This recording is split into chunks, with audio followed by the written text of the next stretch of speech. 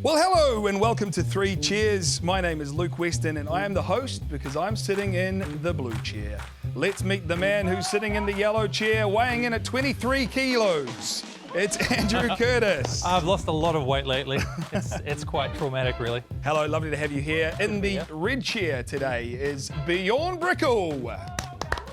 Oh, no, stop it, please. Okay, please. fine. Guys, No, I will that's stop. Enough. No, I agree. We went too far. I take it back. I'm sorry.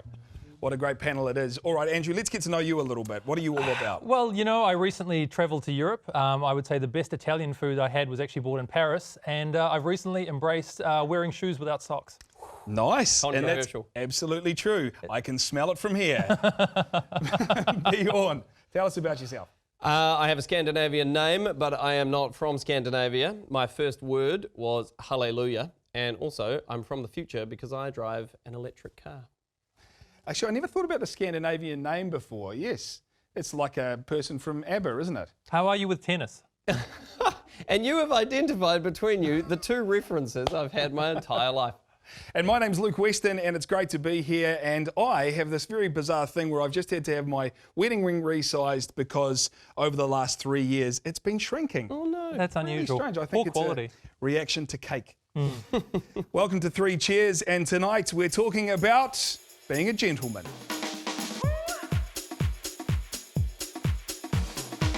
All right, let's get to know you chaps a little bit more, and I am going to start with the blue flower. Oh, on a scale from 1 to 10, how talented are you? Lazy 10. There we go. Done. Next. Well, hold on, 10's we the didn't, best. we didn't Yeah. establish where the scale starts and ends. 10 is very, very tough. 10 is can you like give me- Michael Jordan. Oh, okay. I was 1 going to say, I want is, people. I'm not going to name any No, I names. need a 1 though. Very Need a hard 1. question because you can be very talented in one area and almost if you are, you're guaranteed to be less. I always think of it like stat points when you're choosing a character in a video game. Yeah, very good. Kind of like Or- an RPG scenario. Yeah, or in a car for right. Gran Turismo or something. You're going to Yeah. have good handling, but you're going to have low acceleration. Or you Sure. You sort of got to spend them wisely. Well, it's like with That's this a one, long if way you of go not 10, answering. it's like you're a 1 on the humble scale.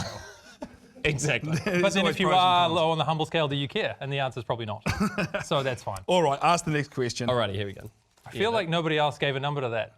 Am I, That's am a I hard wrong question. in picking that up? Let's just say that we're all a 6. What makes you angry and when last did you lose your temper? Oh dear, oh dear. Ooh. I tell you what I really don't like, and this is true, is when you're out of cheese. Do you know what I mean? Like when you open the fridge and you're like, oh, a piece of cheese, crackers. Like, what? No cheese! Ah! And then it's just carnage in the house. We can all relate. You know what I mean? Yeah. Definitely, High yes. fives, high fives. That's extremely normal. I just, want, I bad just want one. the scream again. It's just as good as it looked on camera. When you're this far away from it and the eyes are rolling back in the head, I tell you, that's... You feel it. Have you lost your cool recently? You Or you know, always keep it? I'm pretty good. I think it's, if anything, it's just people taking a long time to make decisions. My friends know they've generally got like a 5-minute kind of window. If we're trying to make a group decision about something, I'll lay out the options, and then when I start hearing the same 2 or 3 options coming back after 5 minutes, I'm like, all right, option 5 2, minutes let's go. is generous, I think. Yeah, That's, that's a pretty fair amount of time. that's a fair amount of time to make a Well, like I decision. can say, I'm generally fairly calm and collected, but I won't sit there for 10 or 20 minutes while people just like, should we go to this place? Oh no, maybe we won't go out. No, we'll stay in. No, well, what if we go and then we come back late? No. I think the that's goal will be to terrifying. make Andrew lose his cool on the show. Yeah, all right, let's do it. All right, shall we go to the next right. question? I think we have to. So, what is the most overrated virtue? I mean, I think I answered humility before, didn't I? So I'll probably have to stick with that. Well, I know what Luke's answer will be. Yeah, height. Height is definitely not a virtue. Well, that is actually definitively true by definition. Like, I don't think height is a No, but virtue. people use it as, well, he's nice and tall. Isn't Do he? Lovely and tall. I think only if you're short do you ever like notice those kind of observations. I don't think- Overrated virtues, that's hard to do because I feel like all of the virtues are highly rated and that's why they're a virtue. Are Because you they're- angling for politics at some point in No, your but life? they're the This is things the that second we time love. you've come back with this kind of, well, it's a very interesting question. There's 15 sub-angles to this. So Okay, well, I'll try. Here we go. Patience is an overrated virtue There because you go. who wants to wait for anything? That's a good point. Nice.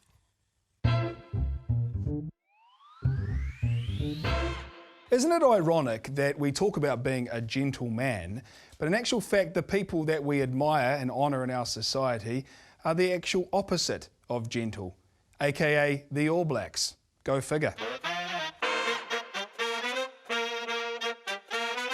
So today on Three Cheers, we get the chance to talk about being gentlemen, and who better to talk to than, well, they're not gentlemen, but they are men, and they are here to have a chat. I haven't hurt anyone in a while, so in that respect, possibly not so much a rough man, more of a gentleman. That works. That's fine. Come give me a hug, Luke. I'll prove it. I'm gentle. Okay, nice. Have a listen to this for a quote. A wise man once said, "A gentleman is not defined by the content of his wallet or the cut of his suit. He's defined by his manners and the content of his character." Do you agree with that? I mean, sure. Who said it? A person. A wise man. I mean, I don't want to be taking advice from somebody who's like, maybe it was Stalin. You'd be like, you shouldn't be telling me how to be a gentleman anyway. Oh, well, hold on. I don't believe just because somebody is seen as mostly bad, they can't have any good qualities. Or I suppose. A horrible person could still make a wise statement. Yeah, I just generally want to know a little more context before I let that person define how I view myself, All right, well, given that, let's just assume that the person who said that was a person that we could say, hey, what a gentleman. Okay. Do you agree with the statement? It was John the Baptist. Character.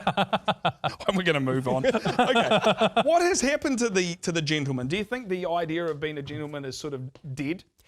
I feel like maybe a little bit, because I feel like, especially in today's society, we were moving much more, hopefully, towards equality between men and women. Maybe the traditional gentlemanly acts of opening the door and all those kind of things that you maybe automatically think of are ways of subtly reminding women of things that men believe they can't do.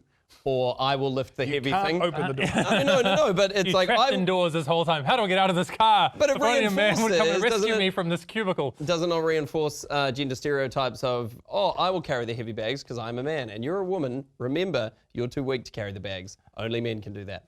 Subtly, I mean, obviously that's not the extreme outcome of it, but do you think it's sort of heading that way, so maybe we can leave those things behind? Well, do you agree with that? Do you think that there are women who genuinely appreciate having the car door open? Yeah, I think more tend to appreciate it than don't. I think generally if you find someone, it's a personal thing as well. Like if you're doing something for somebody that they appreciate, then you carry on doing so. And if you find someone who finds it offensive if you open a door for them, you don't open that door. It's a pretty simple strategy to follow, isn't it? Do you think it becomes a problem when the gentlemanly acts are only the ones that are done in public? Where the opening the door in front of other people, the carrying of things, or, I'm just using the traditional examples. Yeah, okay. But then behind, when you get back home, you don't help around the house, you don't help with the kids, you don't do any of the dishes, you leave it there, and only when it's for outwards appearances are you the man who's taking care of his wife and loves her in that kind of way. And that's kind of going back to that original quote, right? Because character would say that you're not doing that just in public, you're also doing it in private as well.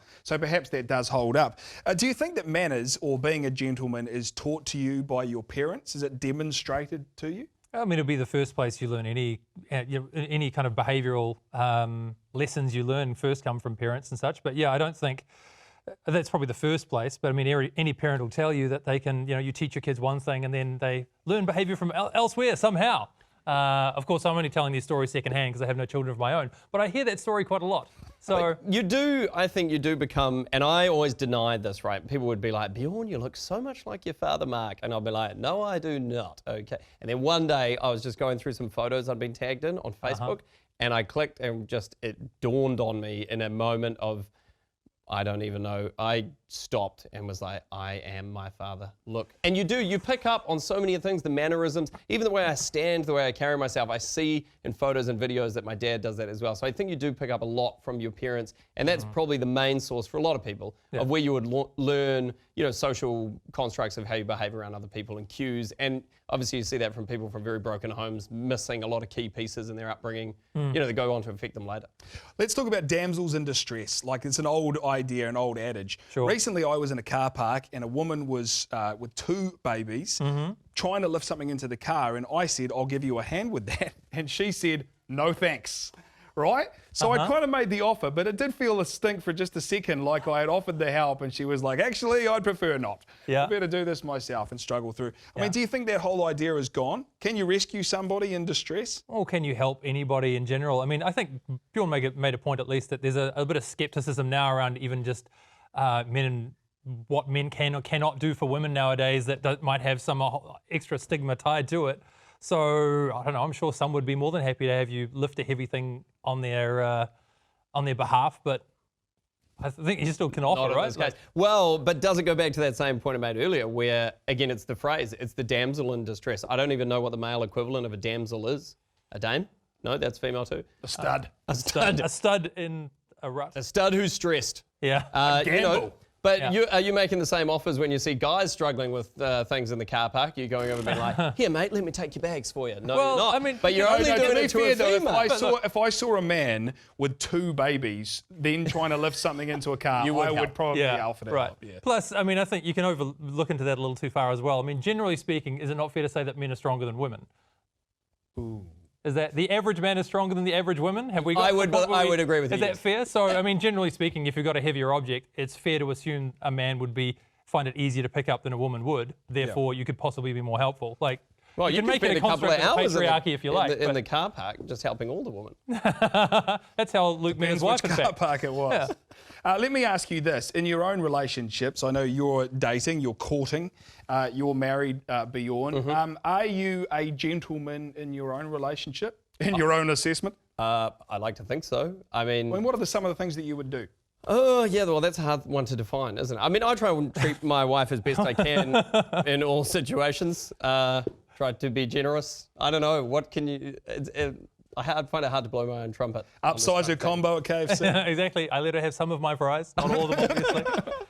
There's a limit to all things. No, well, look, in my case, I can tell you that I know for a fact the reason I got date number 2 was because I opened the door on date number 1. Wow. So, But I guess that's what Bjorn was saying, right? Have you opened the door since? yes, You got the second date, but Constantly. do you keep on opening the door? I have never failed to get the door. Well, see, he's set a standard now that he has to live with until the day he dies. See, Well, cool. I've never done that, therefore I'm never going to need to, and I feel pretty happy about that. Like years from now, you'll be like, "Where is my wife?" And it turns out she's just been sitting in the car for 3 waiting the days. whole She never time. opened the door. Oh, that's Get a phone fantastic. call. It's like, if you forget something. Where are you? Right, yeah. Okay, so you're going to have kids one day. One assumes. Bjorn, you've got a child, and he is a boy. Yes. Are you going to teach your child to be a gentleman? Yeah, I would like to think so. I know I've made kind of the opposing argument, but I do believe, I guess as men, we should use all of our abilities and strengths in the best way we can to help everybody, and not just females, just the people that you come across, your friends, your colleagues, the people that you love, strangers that you meet. In all ways that you can, be looking to be kind and to be I like to think of leaving people in a better condition than when you found them. Is kind of the goal with all relationships. So of course, yeah, I would like to demonstrate that to him, and hopefully I can be somewhat of a good example. You wouldn't want to be the guy with the reputation for breaking people, leaving them in a worse state.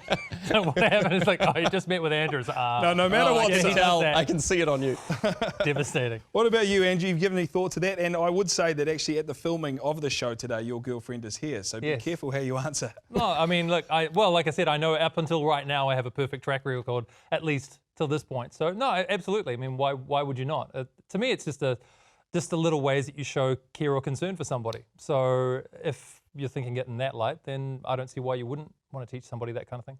Very quickly, we say of our national sport, rugby, that rugby is a thug's game played by gentlemen, whereas I would say that football or soccer is a gentleman's game played by thugs. Do you agree with that statement? Well, I got yelled at playing touch rugby last week by a very angry Scottish man who plays a lot of football, so I would have to agree. Nice. I probably need to make a confession. When Luke started this, I thought he said Gentile man, meaning non-Jew. I've been very confused right since the start, and I think some of my comments may have reflected that.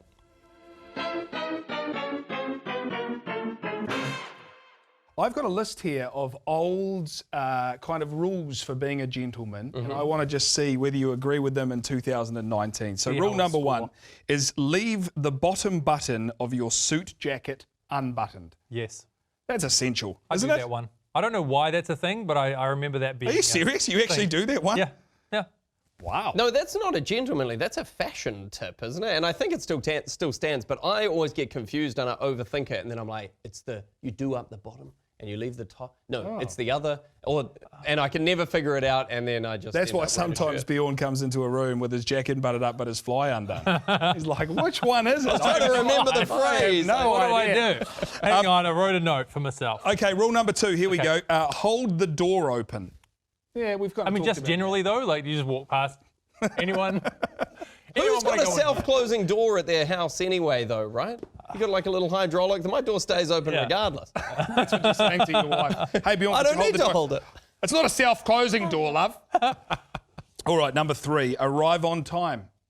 Oh, I'm Sure. terrible for this. And No, I'm pretty good. Time is our testimony.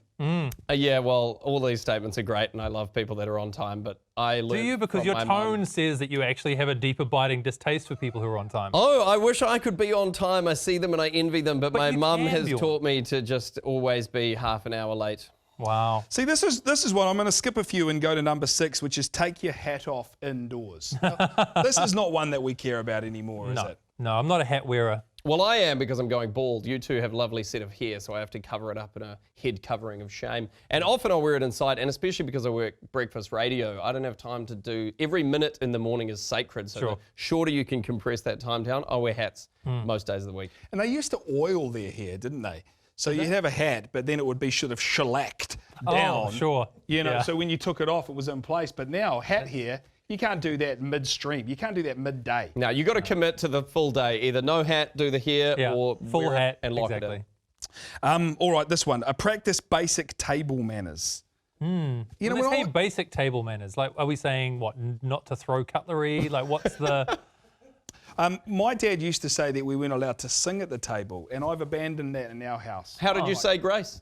Well, we just. Well, you said it. just said grace, didn't you? I mean, I think you've probably cracked it yourself right there, haven't you?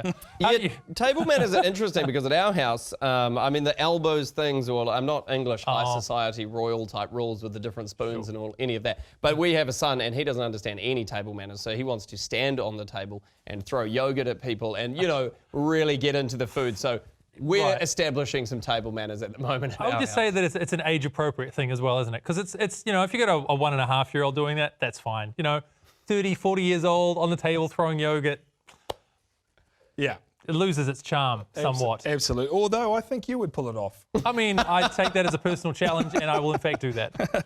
Hey, we were talking about changing subjects. Well, not really, and it's still in the gentlemanly area. Yes. We were talking about helping damsels in distress before, and the conversation was like, yeah, well, I think it's sort of appropriate. I mean, has there been a moment recently where you could have helped somebody, but you kind of backed off helping them because of maybe social mores? I had an instance recently in the supermarket where I was just buying a few things and the person in front of me, their card declined. And it was one of those opportunities where they weren't even buying much stuff. I could have just been like, hey, I'll cover it. Just an act of kindness, I guess. Sure. Maybe not rescuing them. But I don't know, sometimes I find it's hard to do those things with strangers, even though I have the ability to, and I could have.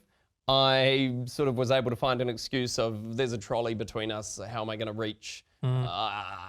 And then I just didn't. And eventually they managed to fiddle through their wallet, find some more money and pay for it. But I feel like I really missed an opportunity there where I could have at least done something very kind for somebody, and I think they would have really appreciated it. But I guess it's just getting yourself to a position where you know, are ready to do that. And it could have backfired badly, right? The person could have been like, I can afford my own groceries, buddy. You know, and been offended. Yeah, you know, And then they took their heavy groceries out to the car park and they couldn't get them in the car. And just as then they this go other to guy pay, walked past. they're like, and was hold on, like, my husband's just bringing the other trolley full of groceries. I'm like, I be a mean, disaster. how And he rolls up in a Rolls Royce. He puts yours into a little kind of starlet. She or brings up a something. bag of pine nuts, and you're like, pine nuts? This is an unusual question, but you know, we were talking about kind of teaching the next generation, you know, manners. Do you think that you know, manners in say 20 years will be different to what manners are now? Like, does that kind of culturally change? Oh, probably. I mean, if you can read from those ones earlier on that say, like, you know, the whole wearing a hat indoors and that sort of thing. I mean, to me, I think manners are just, I mean, they are to a degree socially constructed, but it's just a way of showing care or concern for other people. It's like just a recognized symbol of saying, if I do this for you, it's a sign of me looking out for somebody else or showing that another person's important and not just bulldozing my way through life. So like for me, getting a door for somebody else, which I think will probably still be around then, is just a way of saying, you know, this is me putting somebody else before me. So I don't see why something like that couldn't carry on. I think manners do change, though, obviously. I mean, I watched Pride and Prejudice recently for the first time ever. It was date night. Was it painful? Oh, it was actually really good. Really? Well, I'm a fan of Downton Abbey, so I was hooked immediately. No, I can't stand Mr. it. Darcy. Whew. Really? If only we still had men like that. Then well, we'll anyway. all be emotionally constipated. But yeah, so you very repressed, and you never expressed your feelings and all those kind of things, and it was very impolite to do certain things. Sure. A lot of procedure around, and obviously that's from sort of a different period. So manners change a lot, and I think they're just going to keep developing. What they'll look like, who knows? But they'll definitely change. I mean, you spoke about equality at the start of the show, and I think the idea of equality is an interesting one, especially when it comes to how you treat women as a man, because it's probably not an equal society yet, is it? We're still aware that there is disparity between the two sexes. Sure. And isn't a real equal society when they are treated exactly the same. Well, that's like the thing with manners. I would hope that my son, that I teach him to treat everybody the same, whether they are female or male, and if they're in a situation where they need help, that he would be there to help if he can, offer assistance in any way he could, be kind to whoever he comes across, rather than, just looking at females and be like, they're the ones that need help because they're female. Having said that, how many women would get upset with you, though, if you just said, oh, no, I'm just going to treat you like one of the boys? How do you treat the boys? I get the door for them, that sort of thing. Great. Pick up their heavy bags, that kind of stuff. I've got little girls, they're 6.5, they're twins, and they love it when they get to play kind of rough with the boys. Sure. They'll come home and they'll be like, we got included in the rugby game, today. So isn't it interesting that those kind of gender roles are still kind of put into our kids even from a really early age? Well, I mean, obviously there's difference between the genders. That's why in sports, males compete separately to the females because it could get... Yeah. I mean, I wouldn't want to play against the females. I'd get very hurt because I'm a soft man. But there's always going to be that kind of disparity in the way that we treat people in some aspects, But I think obviously trying to head towards equality in most of the ways that we can, where appropriate. Yeah, that's right. What about you? I don't know if there's anything more to add to that one. I'm just like, yeah, I mean, that all sounds fine to me. He's like, if I say anything more, it might start to sound wrong, so I'll just leave it. No, well, I mean, we've already kind of said that, well, men and women are different anyway. And so I think you don't naturally, you wouldn't treat, if you said, you said your wife, I'm just going to treat you like one of the boys, that wouldn't work. Like, even in terms of people's behavior, they need different things from one another. I mean, we've often talked about lately, say, how men need to learn from women how to be better with sharing their emotions and things like that. So often you'd need to prompt a guy to share more about what he's feeling than maybe you would with a woman anyway. So I think we kind of acknowledge that we're different, but maybe complementary. So that's probably the difference for me when I look at, say, an equality argument. We're saying, well, I mean, everyone can be, how do we be different but be equal at the same time? And so for me, when we're talking about being a gentleman, that's more just a matter of saying, okay, well, we're different. And this is how I recognize that difference, but also show you that you're valuable to me.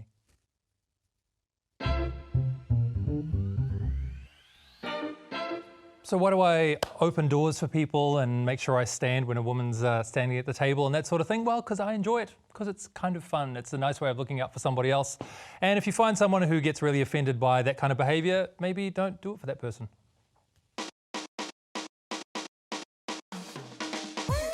Well, thanks for joining us on 3 Cheers. Any final thoughts, chaps? I would just like to say, despite playing devil's advocate throughout most of the conversation, I am actually really nice to my wife. That's good. I think we're all relieved to hear that. I feel like we may not have treated the topic with the seriousness that it deserves, and masculinity as a whole may suffer as a result, but I'm okay with that. That's great. It's been a great discussion. Thanks so much for joining us on 3 Cheers.